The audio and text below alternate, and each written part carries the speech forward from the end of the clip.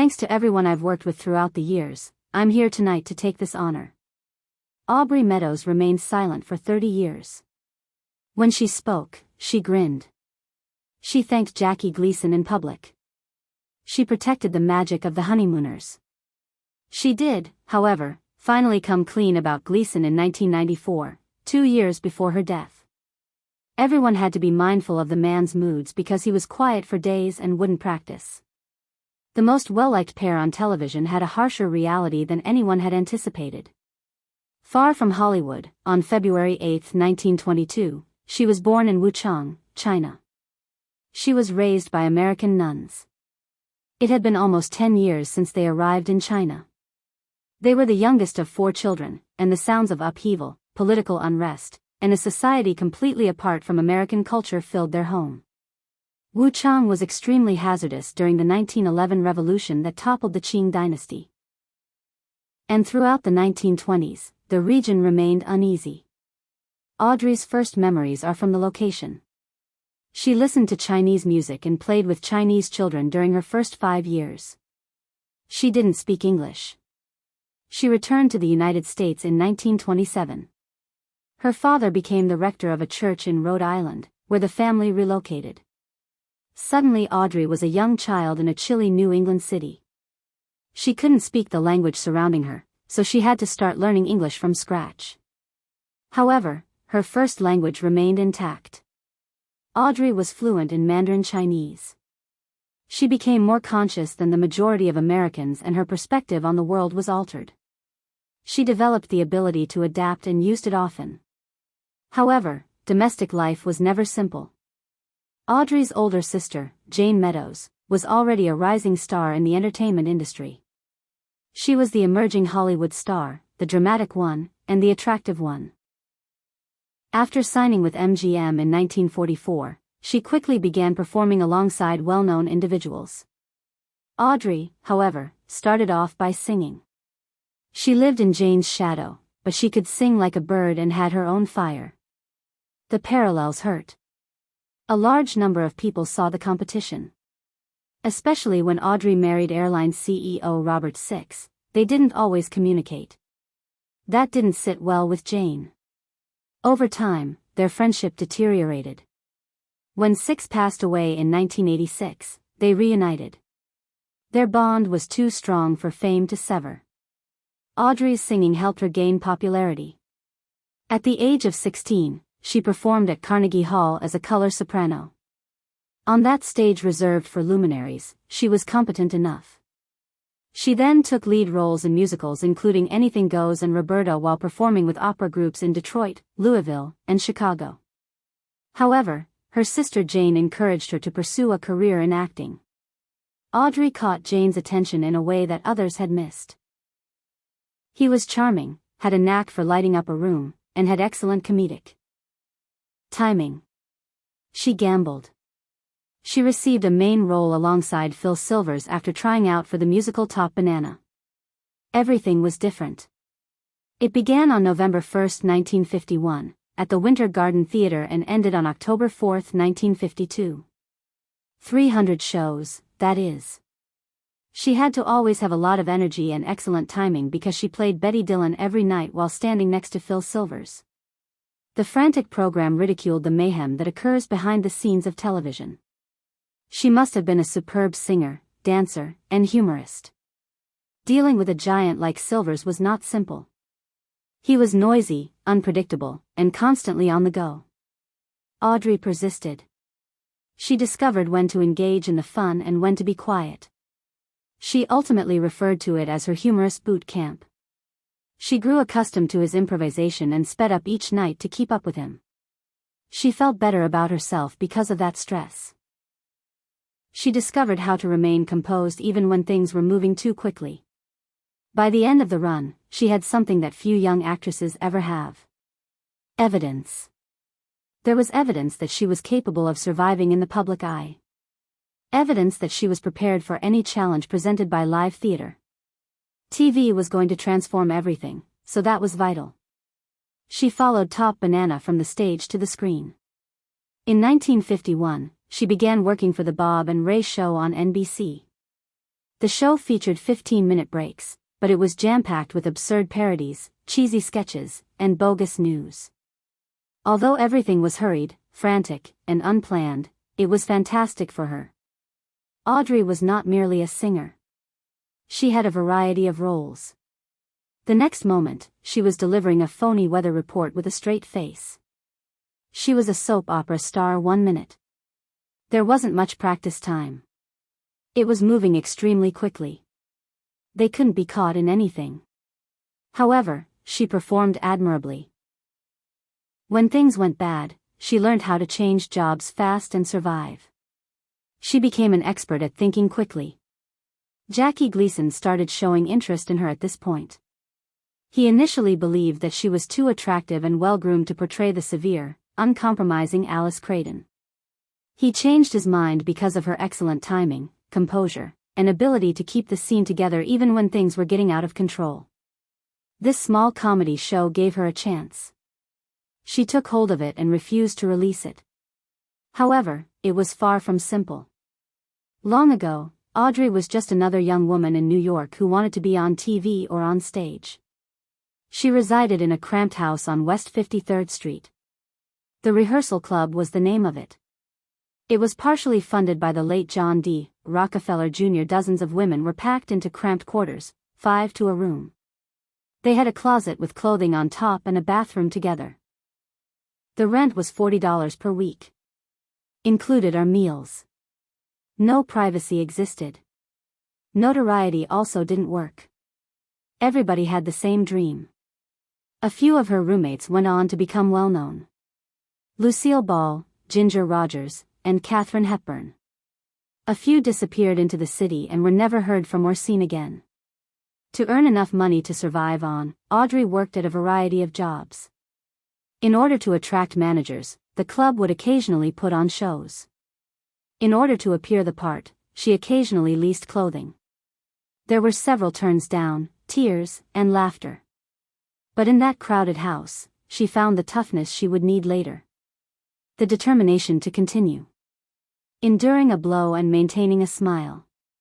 When Audrey Meadows first showed up to try out for the Honeymooners, you didn't even give her a chance to speak. After a single glance, Jackie Gleason shot her dead. She was too elegant, well-groomed, and attractive, in his opinion, to play Alice Creighton. Alice wasn't classy in his opinion. She was rude, tired, and rough. Meadows wasn't welcome. He noticed a woman who didn't appear like she belonged in a little Brooklyn kitchen, but rather in a cocktail bar. Meadows was well-versed in the topic. She was confident in herself because she had appeared on TV and Broadway. But it made no difference at that moment. He was unable to look past her appearance. His impression of Alice was also extremely clear. She was a strong woman who wasn't like a movie star. She nearly lost one of the most renowned TV gigs as a result of that rash choice. But Audrey didn't cry over it. She left for work. The following morning, she stripped off everything that would make her appear presentable. She wore an old outfit, brushed off her makeup, pulled her hair back, and stood for a photo that would change her career. She didn't appear to have smiled or laughed in a while. Gleason received the photograph in the mail. When he viewed it, he didn't even realize it was the same woman he had rejected. "That's Alice," he shouted, slamming his hand against the table. She immediately got the part. Nobody discussed why the position had opened up in the first place at the time. Despite what CBS claimed, Hurt Kelton, who portrayed the original Alice, did not quit because she was ill. Her name was added on a blacklist. The fact that her spouse had participated in a May Day procession was sufficient to terminate both of their employment due to the Red Scare's anxiety. Kelton had never cast a ballot. But it was enough to be associated with guilt. Audrey Meadows did the role, which was quiet editing and full of political apprehension, and her name was removed from the credits. Getting a job was only the beginning. Meadows had to make a fresh start. Nothing about her was suitable for the role. She lacked city intelligence. She was serene and lovely. So she started over. She glanced at the street folks. She had an unusual way of speaking. She altered her gait as well. She put a lot of effort into being someone Jackie Gleason would trust. When she finally arrived at the set, the woman who had arrived weeks earlier was not there. She was Alice Creighton by that time. And the transformation was so total that nobody ever inquired about it again. Going public, however, required entering Gleason's world. And in that world, there were no second chances. Jackie Gleason declined to play the role. No additional takes were made. There are no second chances. It's your only chance. Before 500,000 people. Having just left the show, Meadows was taken aback. She was prepared to work for weeks. At a table, she only received one read-through before lights, camera, and pressure were added. One night, a phony steak smashed off the dish and into the crowd. She needed to recover quickly so that the scene could continue. They couldn't be caught in anything. Gleason believed that true humor did not come from practice, but rather from disorder. When things went wrong, he didn't yell either. You froze because of him. If you messed up or upset Gleason, he wouldn't talk to you. Not for hours or days. He would become chilly. When Gleason stopped talking, the entire room became silent. When the set fell silent, nobody dared to speak. It was a block of thought. According to Meadows, remaining silent was worse than yelling. It was difficult to determine what was causing it or when it would stop. You put forth a lot of effort and hoped for improvement. He had king-like control over everything.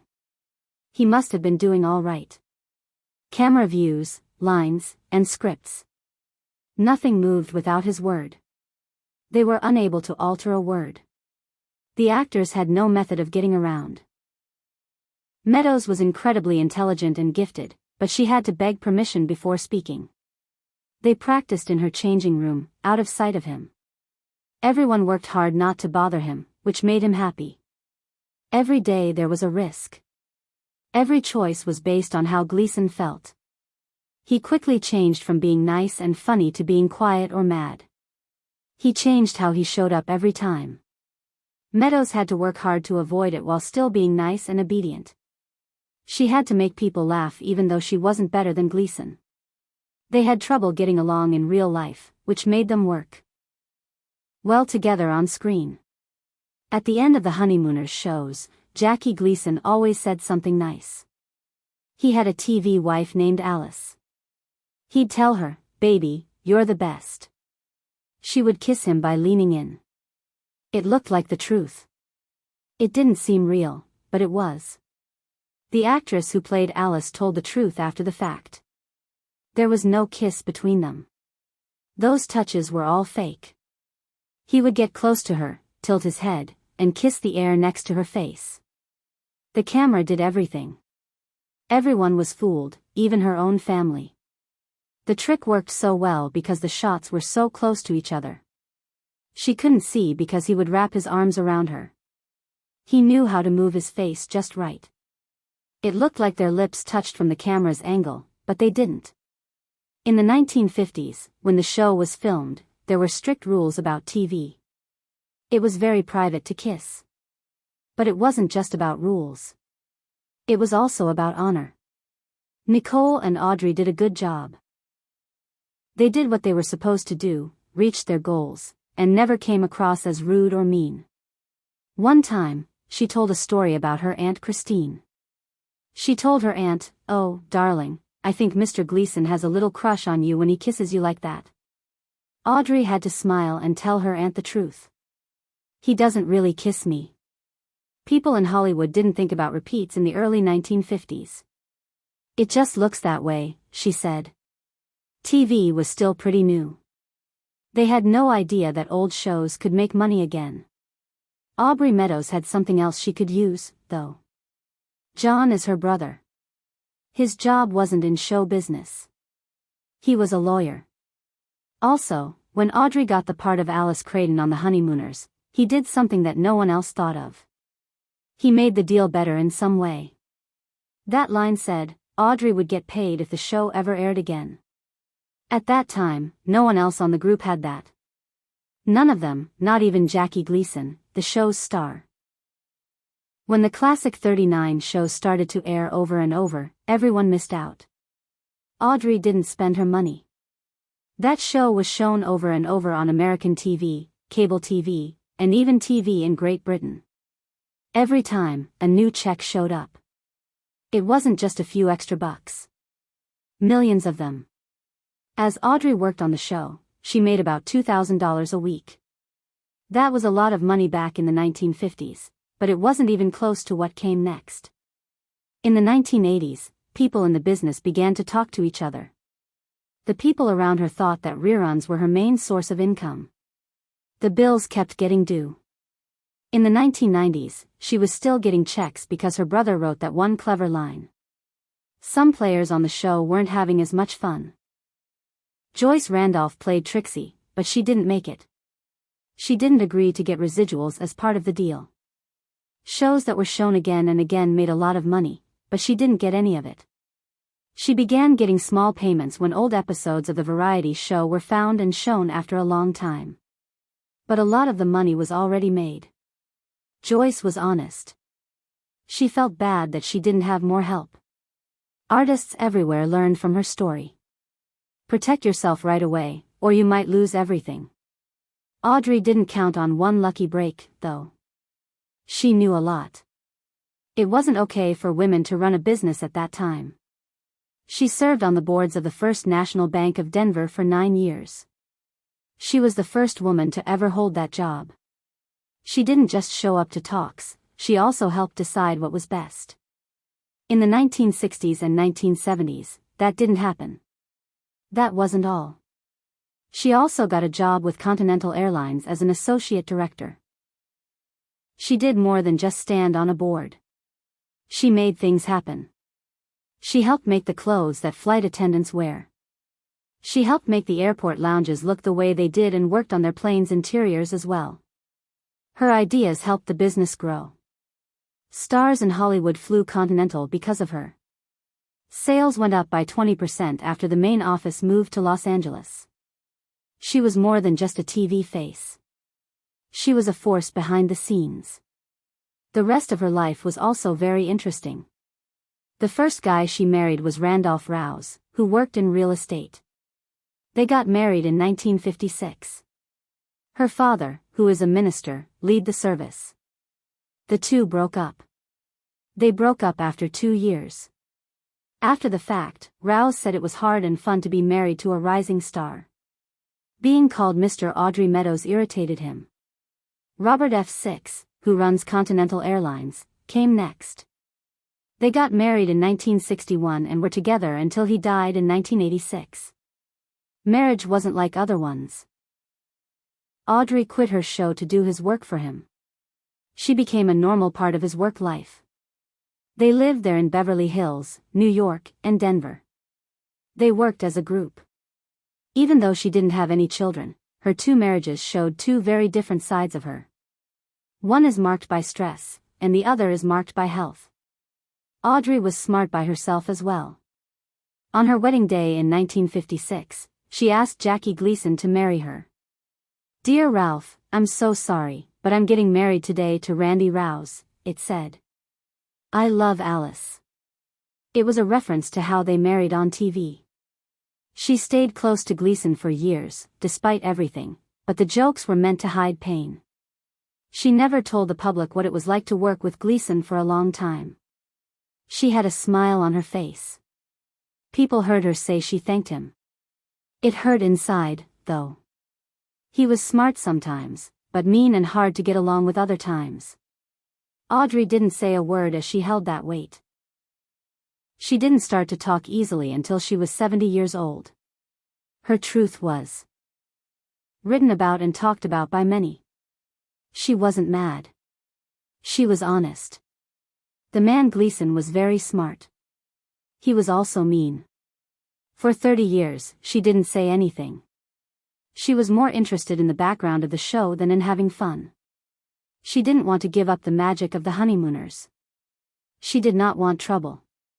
But she had to say something. It was more interesting when she did that. After the fact, she said that working with Gleason was like walking on a very thin wire. He went from being warm and friendly to cold and distant. He suddenly stopped being mad. The whole set stopped moving when someone said or looked something he didn't like. Slowly, people moved around him. Before each take, Brooks had to guess how he felt.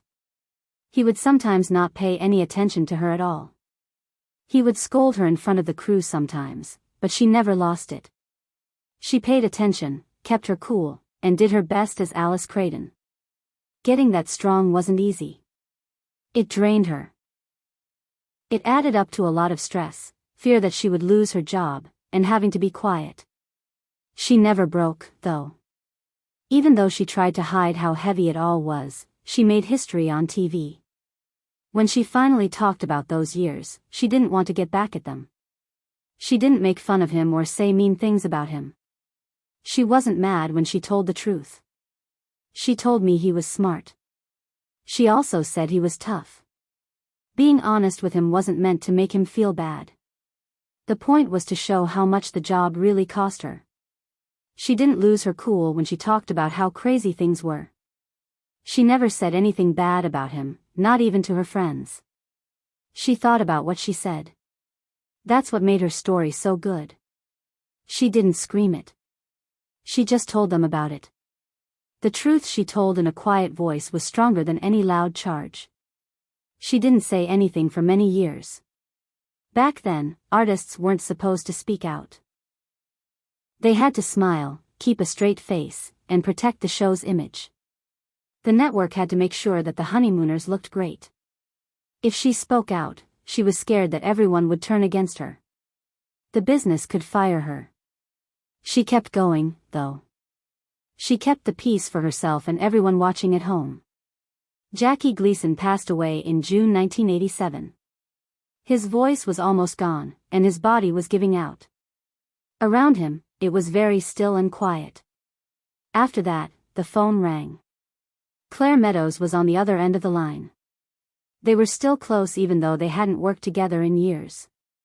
Marilyn, his wife, answered the phone before she could talk to him. It was all about the name Alice. She went up to Jackie, put the phone to his ear, and said in a whisper, "Jackie, it's Audrey. This is your Alice." It made me think of the old set, the laughs, and the Honeymooners' black and white glow. It helped them both remember how they used to be. Audrey did not think about it. She spoke the words she meant to. It was hard for the woman to say, "Jackie, I just called to tell you I loved you." They thanked him for giving her the part that changed her life because he believed in her. Jack Gleason was having a hard time talking at that point. But what came next broke the silence. He spoke loudly, clearly, and firmly. "I knew what I was doing." People all over the United States heard that loud sound in their living rooms. It was now strong enough to touch her one last time, even though he was weak. Meadows would always remember it. She said it was very clear. "I remember that one line, but it was more than that. It was a present at the end." He said more than nice things about her.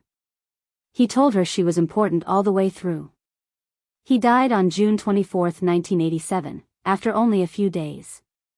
In his heart, Meadows could still hear that last call. However, what came next shocked her. Someone asked for something. They asked her to speak at his funeral, but not as Audrey, but as Alice. She was shocked. "I told them I would no more come into the kitchen as Alice than I would fly to the moon." She then asked, "A eulogy?" "I believe that is the worst thing I have ever heard in my life." "No," she said. She didn't think Ralph Creighton was dead. He was never going to be.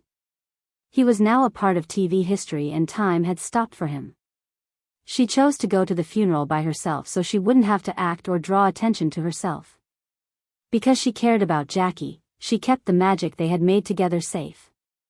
She finally had her own fight after a long time. In 1995, Aubrey Meadows was told she had lung cancer.